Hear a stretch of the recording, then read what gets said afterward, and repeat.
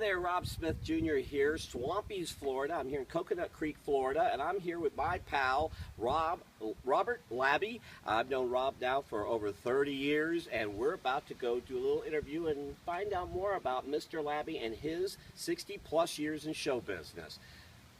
We'll start right now. Who are you? Who am I? I'm a person who's been in the business of show business for about 64 years. And I understand you were once Bozo. How did you get pals? Your pal Bozo. Yes. Where were you Bozo? In New Orleans for 2 years and in Houston for 2 years. I appeared on television. I had a live television show with 100 children every day, Monday through Friday. Do you remember any of those children? Oh, there's a couple that I won't forget, but Can you tell us that story, or is that a little too? No, it's just the kids were kids, and unfortunately, when you were doing it live on television, at that point, you had no ramifications of doing it over. So in other words, so you had to really be on your toes and really be in sync to what was going on with the kids. And what was your biggest challenge as Bozo? Actually, the biggest challenge as Bozo was I think writing the scripts for the shows, because we had to there were 31 of us Bozos all over the United States, and we all had our own show, and we all had our own local show area, in other words. And what we did was we received a notice from Larry Harmon which said, like, today is Police Week, and so we had to write shows, in other words, and do shows themed around police things, or like school days, then we had to do school days, we had to bring in teachers, and we had to do all that. So we always had to be on our toes and be thinking, in other words. So we not only did the show, but we helped produce and write the show too. So it was quite a challenge sometimes. But that was live television back then, and anything was about to happen, so you never knew exactly what was going on. What is one of your most memorable times during that? Is that you could tell us? Well, children might be listening. Well, there was a time when we did I also, being a professional magician, would do some bits on the show every once in a while. And there was Ali Finale, which was the magician. Ali Finale. Got it. Right, which was the sort of the magician's assistant or magician par excellence. Ha ha ha ha. Where everything kind of went wrong with him, but so we would have fun and we would put him into the characters. There was also a character called Grandma Bozo, which was the character when Bozo was sick. Anyone could put on the makeup, in other words, and give him a crazy voice and do it, and probably get away with it. So, in other words, we had a backup that way too. But during the Ali Finale bit, I did the famous Foxy wrist tie, which is one of my favorite ones, and it's known all over the country for my quickness of it. Where you get tied up and you come out of it, and then you get tied up again, and you get tied up. Where you go in and out of it being tied up, in other words, and then you release at the end. Well, what we were going to do is we were going to get, we had a guy come in for the shirt pull. Now, I know you don't know what a shirt pull is, but where a guy comes in with a suit, tie, and a shirt on, in other words, a dress shirt on. And what you do is you grab the back of his dress shirt, pull it, and everything comes off except for the tie and the sport coat. So in other words, you literally pull the shirt right off his back. So we thought it would be a funny bit to get somebody from the audience, to do it with me, in other words, and to help me with it, and then pick somebody that we knew was going to be a plant to do this with. And so we got hired. We got one of the guys at the studio to do the plant, and he had a little boy who was there, was a secretary's son, who was playing the secretary's kid, And so they came in just like ordinary audience people. So nobody knew that anything was going on. And then all of a sudden what we did was we got him up there, and we said, we need two people from the audience. So we got him up there. And then we were supposed to get another guy up there, but there weren't any guys that wanted to volunteer. And the fathers were really, really adamant about it. So in other words, you don't want to push, you don't want to do it. So we picked this woman. Well, I didn't see her. She was sitting down. And so I said, how about you, madam? She got up and she had the biggest set of hands that I've ever seen in a woman in my life. Now, right there, I knew it was going to be a problem.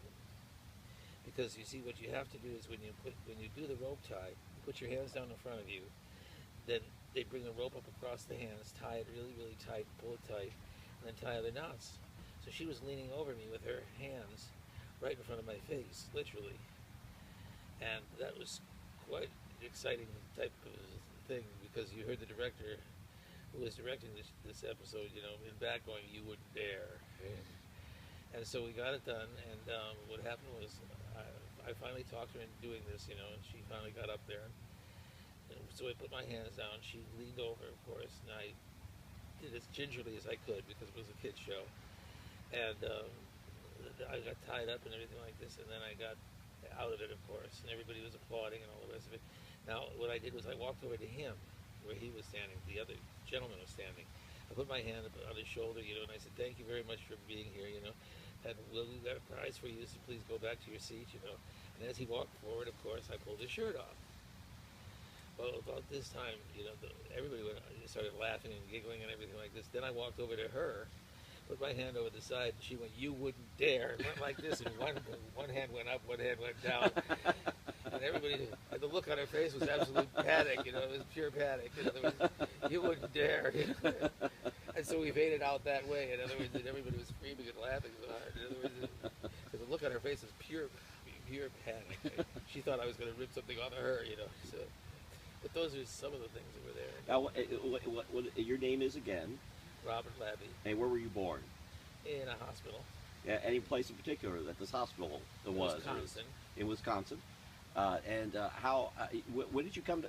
We're now in Florida, in Coconut Creek, Florida. In fact, when did you first come to Florida? 35 years ago, I ran away to join the circus. So we're talking about the mid '70s or so. Is that right? Right. I was in King Brothers Circus. I was a ringmaster. A friend of mine I was living in Houston, Texas at the time, and a friend of mine who was a knife thrower, who I had met in my travels. In other words, he and his wife had a knife throwing act. Would always come to Houston, and finally they had relatives there and everything, and so we'd meet there. And we'd spend some time there when they were off season. And so one of these, I always teased him. I said, one of these days I'm going to run away and join the circus. So at the age of approximately 30-something, it's back a ways, he called me up after he left for the circus, and he said, "I've got something for you." And I said, "What?" He said, "Well, can you make it down to Florida in about 2 days?" And I said, "Well, what's going on?" He said, "Well, the ringmaster for King Brothers Circus is sick, and they need somebody to fill in for him, so could you do it?" And I said, "Well, certainly. I'd be more than happy to, I said, I always wanted to run away and join the circus, so in 2 days I was down in Florida. That's how I wound up in DeLand, Florida.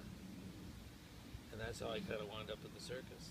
Now, that's also where Cole Brothers is located, isn't it? Yeah, Clyde Beatty Cole Brothers is there, and King.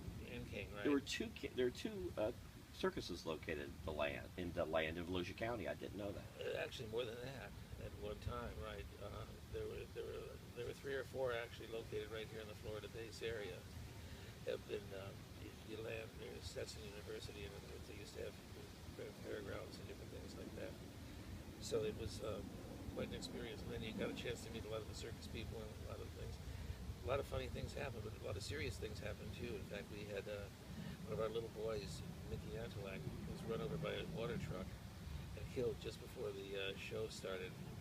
And that was the year that my father also died. And so I was given the notice right before I went out on stage, before I went out. And so these are the things that, when you hear the old saying, the show must go on, that's really the essence of show business. I have the greatest respect for circus people, and the greatest respect and love for them, as we had the campus family, we had a lot of different sword balancers in Navarro. Mrs. Navarro used to do a point-to-point sword balancing. Again, we had some fun with that. And what she used to do is put a point swords. I don't know that they have many of these that do it now, but they put a sword point to point and climb up a ladder and then climb over the top and come back down while balancing this on there. Well, she got up to the top and something slipped, and the sword went right straight down. Now, thank God she was an ample woman also, because it went down right straight through her leg without her crotch. Now, as a ringmaster, you're supposed to be able to handle anything. Well, that was kind of a little above and beyond the call of duty. So we had fun with that. So Mr. Navarro had to crawl up the ladder and pull the sword out to make sure that she wouldn't get hurt. And needless to say, the audience really enjoyed it, and we didn't do it for the second show. But yeah, there were a lot of circus people that lived here. The Monkey Girl, Priscilla the Monkey Girl, Emmett the Alligator Man. Now, who's Priscilla the Monkey Girl? Priscilla the Monkey Girl was a on each of the circuses they had a sideshow or a 10 in 1, and they used to have human oddities, as they called them back then. And Priscilla had 2 sets of teeth, and she was hairy all over. In other words, she had full facial hair, full body hair, in other words, and everything like this. And what they used to do is they used to have it as a blow-off of the circus. In other words, when you go through the 10 in 1, you see the Electric Woman, and then you see the Snake Charmer, and you see the Fire Eater, and you see all the rest of them. And then you come to Priscilla at the end. And now, ladies and gentlemen, Priscilla would come out and show herself, and then you say, if you'd like to see Priscilla in her natural beauty, in other words, emulating the fact that they were going to show her nude, which they never did. But in other words, it gave you that impression. In other words, for an extra 50 cents, you could see her in the back area. And so then you'd go back there, and that was where they would have always a blow-off, or what they call blow-off, where people would go for the last part of it. In other words, they'd get an extra 50 cents or an extra $1 out of them. And what was Priscilla the Monkey Girl? She's still around? No, I believe she died. She and Emmett got married at the Alligator Man. So the alligator and the monkey got married? Yes. Okay. Yeah, in fact, if you look in your books and circus memorabilia and everything like that, Whitey Black and a few of the other people, in other words, they had pickle punks back then too. What's that? Pickle punks were fetuses supposedly in jars. Ew. And like half-born babies with 2 heads and all the rest of it. Were they real, or were they? That was the situation. That was the fun part about it. In other words, back in the olden days when they had the sideshows, in other words, and everything, what they call 10 in 1, which was like this, they would have a room, in other words, where they'd come in and see the world's largest rat, or the world's smallest horse, or the world's, something like a cow with 2 heads, and all this type of stuff. And it was really exciting because you could see that, in other words, and these were supposedly real babies that he had acquired through hospitals and surgical drift. The greatest lines, some of the greatest pitchmen, in other words, were back in those days too. And they would, build up this thing about, come and see it. And you'd go into this room, and there would be a doctor in a clinical thing like this in jars, all up and down, where you see these things. Well, one of the guys, Ward Hall, was famous for his 10 in 1 and his pickled punks. And he would get them from all over the world, in Africa, Asia, China, and all this type of stuff. But what he did was he let it out. He wanted to drop the pickled punks. He didn't want to do them anymore because they were running kind of low on audience appeal, in other words, at that time. And so what he did was he called up the news media. He wouldn't let it go. He wouldn't let it go normally. Ward would not let it go at all. So what he did was he called up the news media and leaked out a thing that he was burying these babies that in his backyard, and that that he was getting rid of the show, in other words, and everything like this. And somebody heard that he was burying these fetuses in the backyard, and that he was trying to hide them, from the law, so that nobody would know where they are and all the rest of it. So there was a big deal in the paper, and he got front page paper news, and he got international news, in other words, about the pickle punk. And finally, when the police came by, in other words, and finally did locate it, which he hid it quite well, in other words, and everything like this. But when they did find it, the pickled punks were plaster babies in a liquid form, in other words, in a liquid that looked like formaldehyde, smelled like formaldehyde, but they were plaster. And he got so much publicity and so much everything else out of it that it was hysterical. And now, where was this? This was in DeLand. In DeLand also? Yeah, Okay. This is an off-season right in DeLand. Now, about the monkey girl, what made her the monkey girl? Because monkeys have 2 sets of teeth. Some of the monkeys have 2 sets of teeth, and she had 2 sets of teeth. And she was also hairy all over the body. When she went grocery shopping, it was quite a thing. She had to wear a hood, like a veil, because everybody would look at her, in other words, and point and all the rest of it. But the people in DeLand, of course, back then, that was a place where the human oddities would hang out. So in other words, the people were used to seeing people like this. But she didn't have a tail. No. So, You know, now, what about the alligator guy? What made him the alligator guy? he had a condition. He had a physical condition which made his skin look like an alligator.